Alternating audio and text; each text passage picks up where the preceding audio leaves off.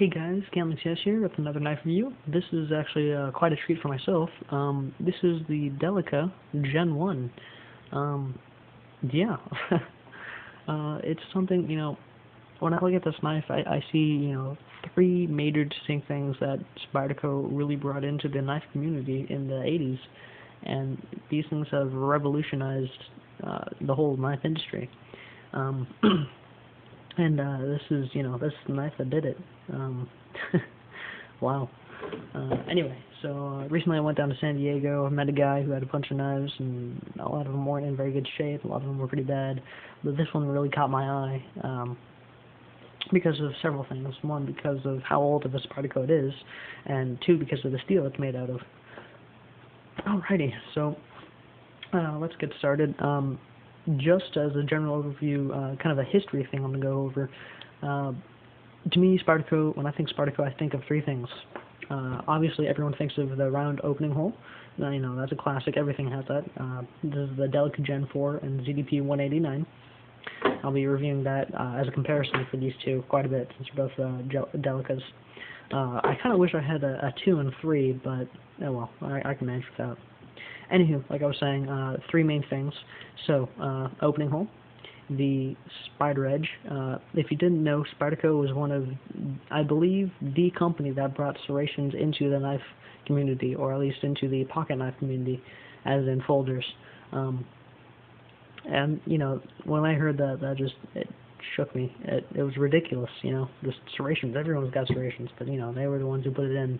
Instead of having a nice clean edge, they serrations. I don't know. I thought it was pretty cool. The second one is the pocket clip. And I'm thinking, wait, hold on, pocket clip? Everyone's got pocket clip. Yeah, same thing like serrations. They were the ones who really popularized it.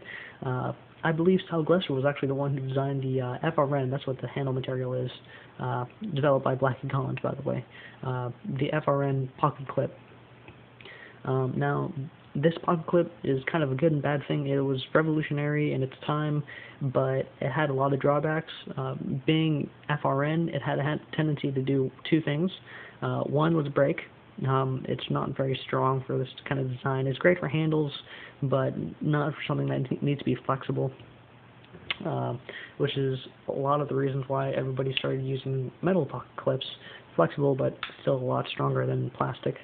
And the second thing is that the pocket retention itself was pretty bad. You can see that space between it. It's phenomenal for slacks and dress pants and other things of that nature, but when it slips on the material, I'm just going to pull a rag out. When it slips on, it's really, there's no snap to it. It just kind of, there's barely any friction, which is really not good. I understand that they might have shied away from something harder like metal prior to popularizing the pocket clip because they didn't want to shred your pocket material, but still, this was pretty bad. I've heard a lot of stories about people losing it because of how bad the pocket clip on this is. It doesn't hold at all. Even with this little mount right here, which I'll be talking about a lot more, it really doesn't do much. I don't trust it enough, so I just keep it in my pocket, in my right-hand pocket, like all my other small folders I keep during my EDC. Alrighty, well that's kind of for the history bit.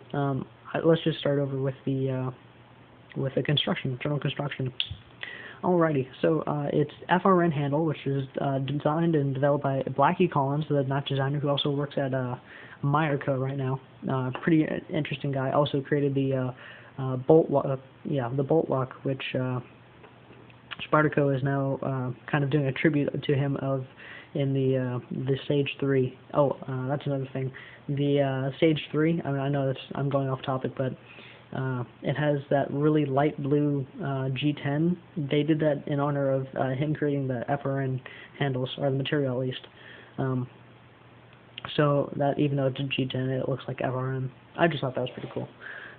Blackie Collins is an amazing guy. He's done so much stuff, just like Ernie Emerson, Sal Glesser, Les Aces, the owners and CEOs of like Spyderco, Benchmade, Emerson Knives, Spec War, all those things. Anyway, the construction of the knife.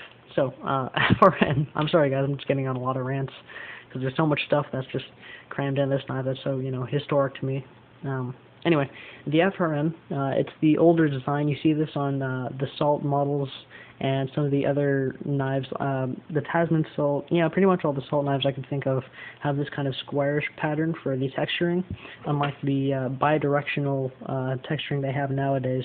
You can see that these are more like ramps angled up on each side of the logo. This one is just squares with cutouts. Not that much grip, a lot less than the bidirectional, I can tell you that right now. The edges on these squares have been rounded out a lot. That could have been just from time, but I assume it was maybe a little bit pointier when it was created, but not much. It is pin construction, so no pre-Torx bits. They probably didn't want to take apart the knives, so not a problem. This one, like all the other all the other Delicas, is a lockback. Lockbacks were created by Hoyt and Buck. Yeah, just wanted to let you guys know that. This also doesn't have the little indention. There's a name for that, and it bugs me because I can't remember what that is. But there's no indention on the Gen 1 Delica, which is always such a weird feel because I'm like, oh, it's my Delica.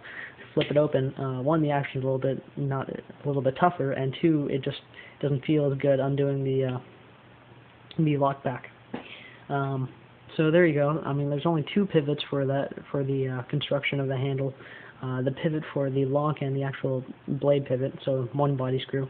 There's a lanyard hole, no flow-through design. It is 3 pieces of FRN heated together. There's the front slab with all the design on it. The pocket clip slab, if you can kind of see it, that line, that very faint line right there. You see that in the light? And that's one line that goes across diagonally, and that's the pocket clip section. And then there's the top section right here. Actually, there's 4 pieces. Another one. There's a line right there. Pull a magnifying glass out and see that. No. All right. Well, you'll just have to trust me. Just like 2 millimeters outside of this body screw, there's a line that goes diagonally. There you go. You can kind of see it for this ramp. And then there's the rest of the section in the middle. The pocket clip is pretty interesting. I already talked about it previously and saying that it wasn't very good edge retention, or very good pocket retention. Another thing that they've designed is this ramp, which I believe serves 2 functions. I really like those 2.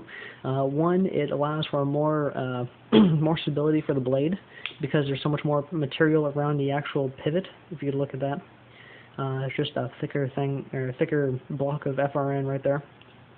And 2, when you have fabric that slides in there, it gains friction from going down and underneath this pocket clip, so this actually gets a little bit of tension pulling out once they're pushed together. So that's pretty good, but it's really not something I would trust. But yeah, sorry, my voice is starting to go out. I've been doing a lot of videos lately. The lanyard hole, like I was saying before, is big enough for some 550 paracord. I've got let's use a bit that actually has the filling. So this is some sealed off 550 paracord, and it fits perfectly well, nice and loose. You can fit right in there, just like the Gen 4 Delica. It obviously, because the FRN plug clip is not movable, you can't put it to the 4 points that they're doing nowadays, which would be kind of weird if you could do that, because you have to change the whole handle slab. Anywho, that's just what's the handle construction and all that. The steel and the blade shape is going to be pretty interesting. This is the saber grind that they had up until Gen 4, I believe, when they started doing the full flat grinds. It's a lot more durable because the spine's so much thicker all the way through till you get to the tip. If you look at that, I'll just do a side-by-side comparison. You know what, let's not use my finger. There we go. Okay, so if you look at those, you could see that the Delica 4 is on top, the Gen 1 on bottom. The Gen 1 with the saber grind has the same thickness all the way through until you get to about the cross section right here, where it comes down to the tip for the saber grind. On the top with the Delica and Gen 4 full flat grind, you have a kind of tapered tip all the way down. Now this will lend to two things. One, it will be stronger, but two, it will add more resistance to cutting because of the grade of the angle. If you're wondering about these lines that are on the blade, it's not a long story, but there are two owners previously to me. The guy I bought it off of, who had never used it, he just collected because he thought it was cool.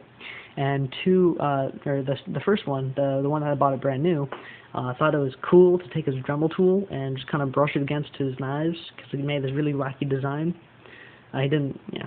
So I don't like it. I'm still debating whether or not I'm going to scratch this whole thing up and then polish it off, or if I'll just leave it like that. I don't know. We'll see how it goes. But just so you know, I didn't do that. I don't abuse my knives that much. I'm not that stupid. Anywho, so like I said before, on the blade, it has the spider edge, which is the fully serrated edge, and then the small, what would have been straight edge. The edge has been ridiculously chipped. Let's grab that magnifying glass. If you could see that edge, there's one big chip right next to it, and it's just nasty. It's going to take a lot of sharpening to get that out.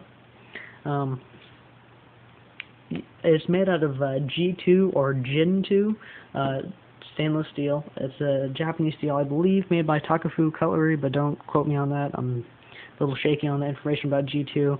You don't see it very often nowadays because it was replaced with ASA 8. Since ASA 8 is kind of the equivalent of the 440 series in the U.S. or North America, that's what Japan started using, and that's what the competitive steel is. G2 and Gen 1 were kind of like the ASA 6 and ASA 8 versions, but I believe they had a little bit less carbon and vanadium, so the edge retention and the grain size wasn't as great. So because of that, it just led to a worse steel. So once I upped that, it became an ASA 8 and all that. Still pretty cool. Still made in Seki City, Japan. Still has that logo. If you could see it. Kinda. Not really. Sorta. Nope. Alrighty. The other side has Spyderco and G2 stainless. There are some details that I like on this Gen 1 more than I do on the second one, and that is there's a bit of an edge. It's beveled on the inside of the spider hole, which I really like. It's kind of a softer feel on your hands, and I felt some Spydercos that the edge was so crisp on the opening hole that I've actually gotten small cuts on my thumb, like kind of like almost paper cuts. And I'm not a fan of that because if I'm opening and closing my knife a lot, then I don't want to have my thumbs, tenderized. A couple of construction things I didn't mention before. No jumping on the spine. There is a thumb ramp, as you can see there, but unlike the Gen 4 on my right, there's no jimping, so it's very smooth, but you still get a good lock-in from that large thumb ramp. The handle is also very smooth, unlike this one, which has a jimping on the side along with the bulk back. And there are no washers. Like this one has phosphorus bronze washers. There are none in this knife, which is really weird. This is also what lends to the very stiff action of this knife. It needs to be oiled a little bit. In fact, I'll probably oil it after this video. But there is none, and that kind of bugs me. But it's just whatever. I'll manage. Anywho, it's just a really amazing knife. It's such a historic piece. I really enjoy. Because of the condition it's in, I will start using it. I probably will use it as part of my small EDC. It's still functional, and it's nothing close to what a collector would want. So I'll start using that along with my ZDP 189, which I've been using. Uh-oh. A little bit of grit in the ZDP 189 version. You have to clean that out too. Anywho, I just wanted to show this video. I know a lot of people probably don't have this knife, or excuse me, aren't looking for this knife. It's not like on their wish list of knives, but I just thought it was really cool, so I wanted to show you guys. Anyway, hope you guys enjoyed the video, and have a nice day.